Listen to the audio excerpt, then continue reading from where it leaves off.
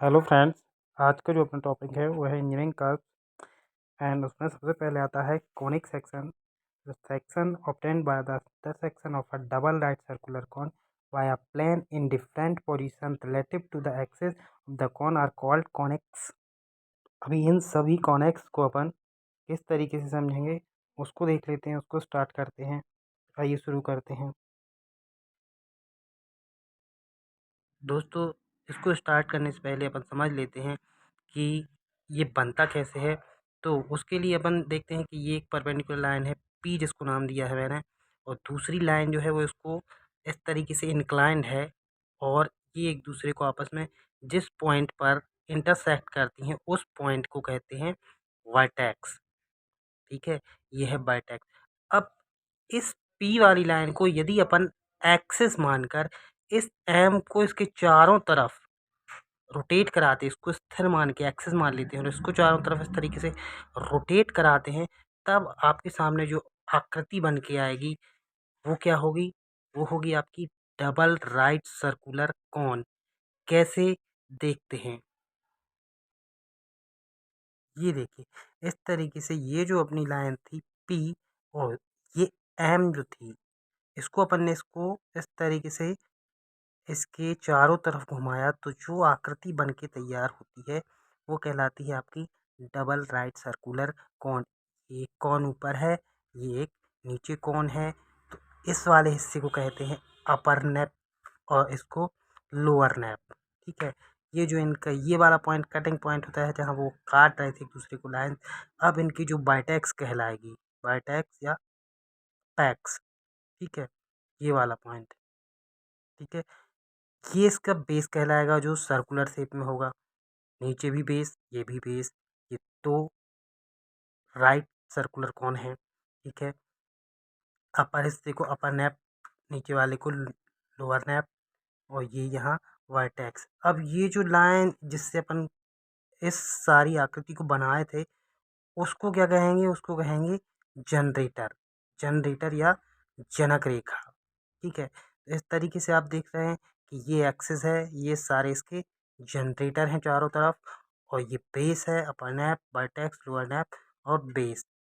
इस तरीके से ये आपका कौन है? ये जो है दोस्त, ये है आपका कौन। ठीक है, जिसकी अपन बात करें, जिसको अपन अभी स्टडी करना है ना, ये आपका कौन है। अब इसको डिफरेंट तरीके से काटना है, और उसके काटने के पश्चात इसका जो बेस है वो सर्कुलर रहेगा। ठीक है, ये राइट सर्कुलर कौन कहलाएगा। ठीक है, ये सारे जो हैं इसके, ये सारे जिनसे ये जनरेट होता है, ये सारे कहलाते हैं इसके जनरेटर। ठीक है, ये आपको समझ में आना चाहिए इसकी शेप, तभी आपको कॉनिक सेक्शन का पता चलेगा। इस तरीके से जनरेटर या जनक रेखा को अपन समझ सकते हैं कि ये एक एक्सिस के चारों तरफ, जो अपन पहले देखे थे कि एक रेखा दूसरे एक्सिस के चारों तरफ घूमकर कौन जनरेट करती है, तो उसको जनरेटर कहते हैं। तो अब यदि उसको अपन इस तरीके से समझें कि यदि कोई कटिंग प्लेन या सेक्शन प्लेन इसको इस तरीके से काटता है, ये आपका कौन है। ठीक है, यदि एक कटिंग प्लेन इसको इस तरीके से काटता है, तो जो आकृति यहाँ बनती है टॉप व्यू से देखने पर, वो क्या बनेगी? सर्किल। ठीक है, इसको अपन कह सकते हैं when the section planes parallel to the base, parallel to the base and perpendicular to the axis, perpendicular to the axis, and cut all the generators of one side of vertex, one side of vertex, then the connects are called circle। ठीक है, इस तरीके से अपन को जो circle बन के प्राप्त होता है वो कैसे प्राप्त होता है कि जब वर्टेक्स के एक तरफ वाले कॉनिक सेक्शन को कटिंग प्लेन या सेक्शन प्लेन के जरिए इस तरीके से काटा जाता है कि वह पैरेलल रहे बेस के। ठीक है, और परपेंडिकुलर रहे एक्सिस के, तब इस तरीके से जो आकृति बनती है वो कहलाती है circle. The second condition is when the section plane is inclined to the axis and cuts all the generators on one side of the apex, the section is an ellipse. मतलब जब आपका सेक्शन प्लेन जो है इस तरीके से आपके ये सारे जनरेटर्स हैं, ठीक है। जनरेटर्स सभी जनरेटर्स को काटता है वन साइड ऑफ वर्टेक्स या one side of the apex, एक तरफ की, ठीक है। एक राइट सर्कुलर कॉन के लिए है, दूसरी तरफ भी काटेगा तो दूसरी तरफ बन जाएगा, मगर इसकी जो डेफिनेशन है उसके हिसाब से one side of the apex या वर्टेक्स। तो जब इस तरीके से काटता है कि आपका सेक्शन प्लेन जो है वो एक्सिस से इंक्लाइन रहे और इसके सभी जनरेटर्स को काटे, ठीक है। जनरेटर्स जिनसे आपका ये कौन बन के तैयार हुआ है, ठीक है। तब जो आकृति बन के प्राप्त होगी वो कौन सी होगी, इलिप्स, ठीक है। And other condition is that when the section plane is incline to the axis and is parallel to one of the generators, the section is a parabola. मतलब सेक्शन प्लेन जो है वो इंक्लाइन रहे axis के, ये आपका axis है, ये प्लेन जो है इसके इंक्लाइन है, और साथ में सेकंड कंडीशन ये दी है कि वन साइड वन साइड के जनरेटर, ये जनरेटर है यहाँ के इस साइड के, तो एक साइड के जनरेटर से ये पैरेलल रहे। When the section plane is inclined to the axis and is parallel to one side, one of the generators, ठीक है, जनरेटर्स के एक तरफ से पैरेलल रहे, तब जो सेक्शन बन के तैयार होता है वो क्या कहलाता है, पैराबोला, ठीक है। And the other condition is that when the section plane cuts both the part of the double cone, both the part, ये भी और ये भी, ठीक है, cut the both part of the double cone on one side of the axis, axis के एक तरफ, यदि दोनों डबल कोन जो है, डबल राइट सर्कुलर कोन है, उनके एक तरफ, एक्सिस के एक तरफ, एक्सिस के एक तरफ यदि इस तरीके से सेक्शन प्लेन काटता है तो जो सेक्शन बन के तैयार होता है आपका वो हाइपरबोला कहलाता है, ठीक है। When the section plane cut both the part of the double cone on one side of the axis, the section is a parabola. तो इस तरीके से आपके सर्किल, इलिप्स, पैराबोला और हाइपरबोला अलग अलग कंडीशंस पर, जैसे अपन पहले ही देखे थे, the section obtained by the intersection of a circular cone by a plane in different position relative to the axis of the cone are called conics. तो जो कॉनिक्स होते हैं आपके, ये सब कॉनिक्स कहलाते हैं। ये जो पहला वाला होता है वो सर्किल कहलाता है, बाकी इलिप्स, पैराबोला और हाइपरबोला। अब इनको बनाते कैसे हैं, तो उनको शुरुआत करते हैं अपन। The conic may be defined as the locus of a point in which a plane in such a way that the ratio of its distance from a fixed point and a fixed straight line is always constant. The fixed point is called focus and the fixed line is called directrix. मतलब शंकु को एक समतल में गतिमान बिंदु के बिंदु पथ के रूप में इस प्रकार परिभाषित किया जा सकता है कि एक निश्चित बिंदु और एक निश्चित सीधी रेखा से इसकी दूरियों का अनुपात हमेशा स्थिर रहता है। स्थिर बिंदु फोकस कहलाता है और स्थिर लाइन डायरेक्ट्रिक्स कहलाती है, और यही अनुपात आपका कहलाता है eccentricity, distance of the point from the focus and that distance of the point from the directrix. इन दोनों का जो रेशियो है वो कहलाएगा आपका eccentricity. It is denoted by E, small E से इसको डिनोट किया जा सकता है, ठीक है। And it is always less than 1 for ellipse, equal to 1 for parabola and greater than 1 for hyperbola. मतलब जो डिस्टेंस है उस पॉइंट की फोकस से और डायरेक्ट्रिक्स से, इन दोनों का जो रेशियो है वो आपस में, रेशियो जो है वो कहलाता है एसेंट्रिसिटी। इसको ई से डिनोट करते हैं, और यह हमेशा इसका मान जो है वो 1 से कम होता है इलिप्स के लिए, 1 के बराबर होता है पैराबोला के लिए, और 1 से बड़ा ग्रेटर देन 1 फॉर हाइपरबोला, ठीक है। एक बार इस तरीके से भी आप ध्यान रखिए, E is less than 1 for ellipse, E is equal to 1 for parabola and E is greater than for hyperbola and E is the eccentricity.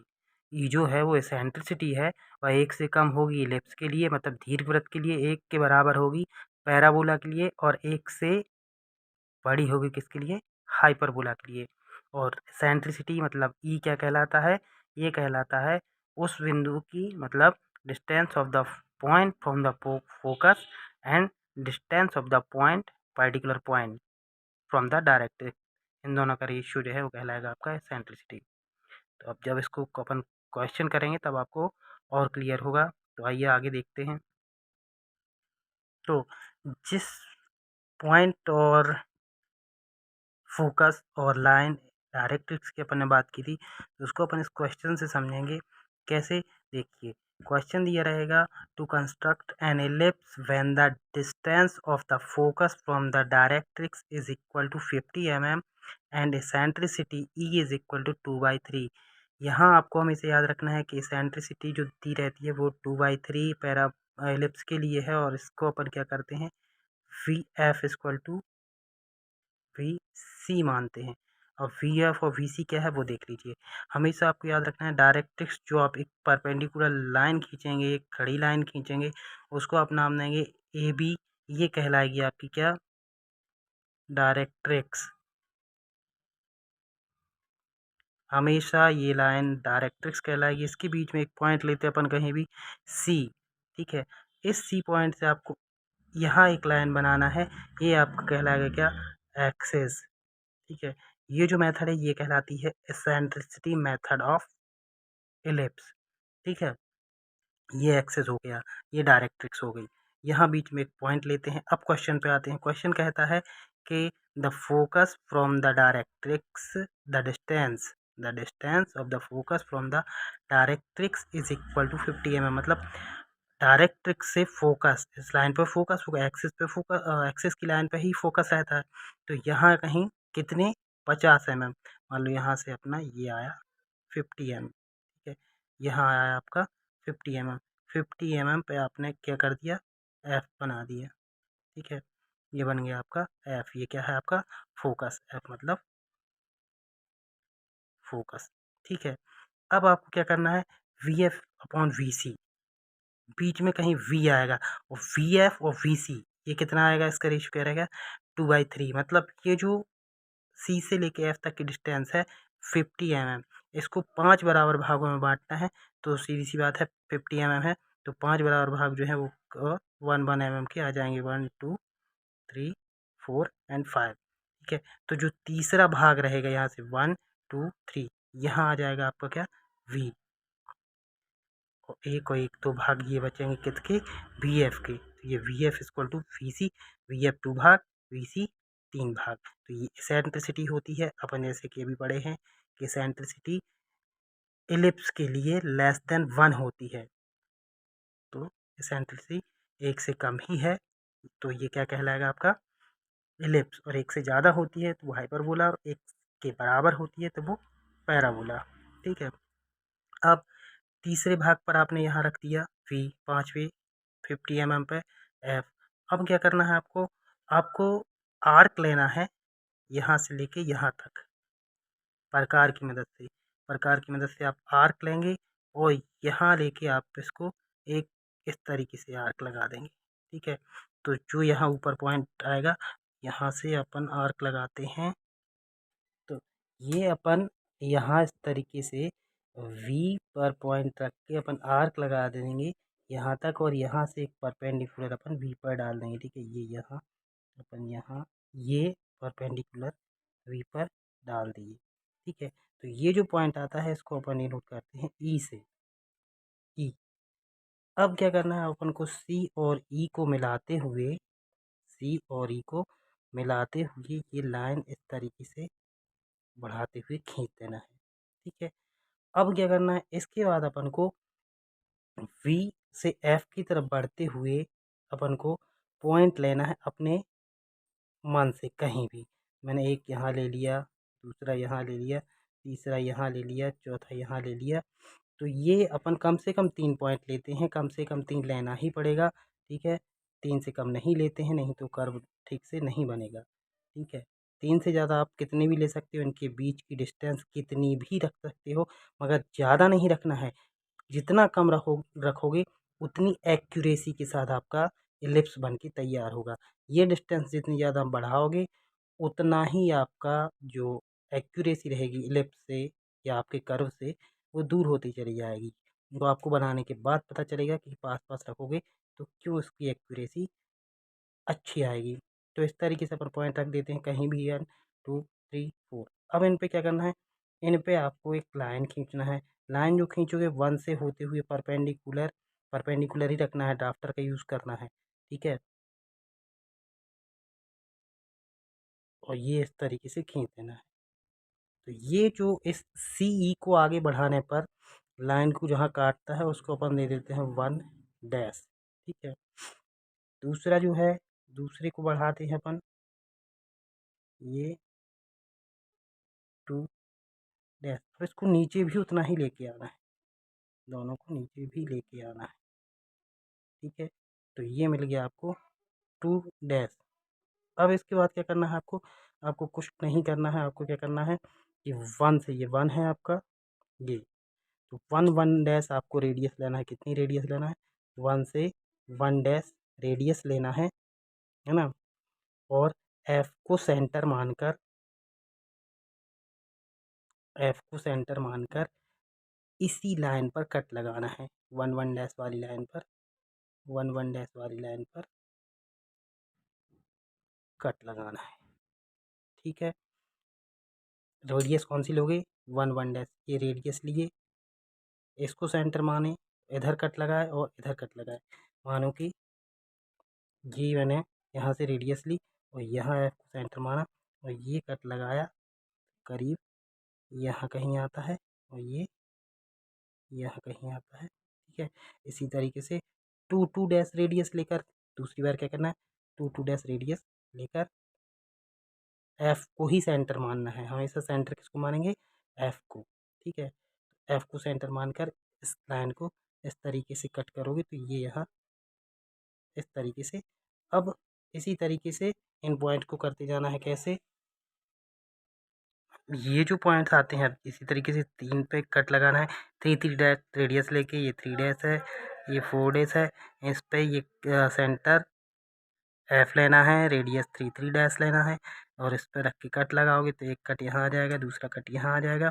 तो ये जो पॉइंट आते हैं ये आते हैं P1 P2 P3 P4 P1 dash P2 dash P3 dash P4 dash, ठीक है?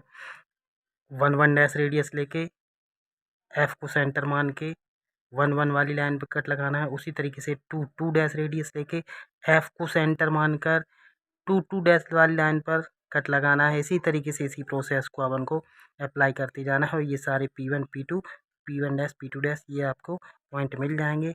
और फिर आपको क्या करना है, आपको वी से होते हुए फ्री हैंड एक कर्व बनाना है, ठीक है? तो ये कर्व जो है आपका वी से होता हुआ P1 P2, सॉरी गड़बड़ हो रहा है, आपको गड़बड़ नहीं करना है, P3 P4 और इस तरीके से दोनों तरफ आपका बन जाएगा। तो ये सभी को आप मिलाते हुए कर्व खींचोगे तो आपका ये कर्व बन जाएगा जिसको आप कहोगे क्या? इलिप्स, ठीक है? ये आपका इलिप्स बन के तैयार हो जाएगा। अब मैंने बोला था कि ये जितने पास पास रखोगे उतनी एक्यूरेसी, यदि आपकी ये डिस्टेंस ज़्यादा होती है तो आपको उसको कर्विकल शेप देने में हमेशा समस्या जाएगी, जैसे मुझे गई है, ठीक है? यदि ये मैं पास पास रखता तो आपको कर्व बनाने में ज़्यादा सुविधा होती। और इनको बनाने के लिए आप फ्रेंच कर्व का यूज़ कर सकते हो, फ्री हैंड भी बना सकते हो, बस ये है कि एक्यूरेसी के साथ बनना चाहिए। मेथड इसकी यही होती है, इसको कहते हैं सेंट्रिसिटी मेथड ऑफ इलिप्स। इससे पैराबोला भी बनाया जा सकता है और हाइपरबोला भी बनाया जा सकता है, तो इसको अपन अगले वीडियो में डिस्कस करते हैं। Thank you for watching. यदि मेरा वीडियो पसंद आता है तो प्लीज़ लाइक शेयर और सब्सक्राइब जरूर कीजिए। Thank you very much.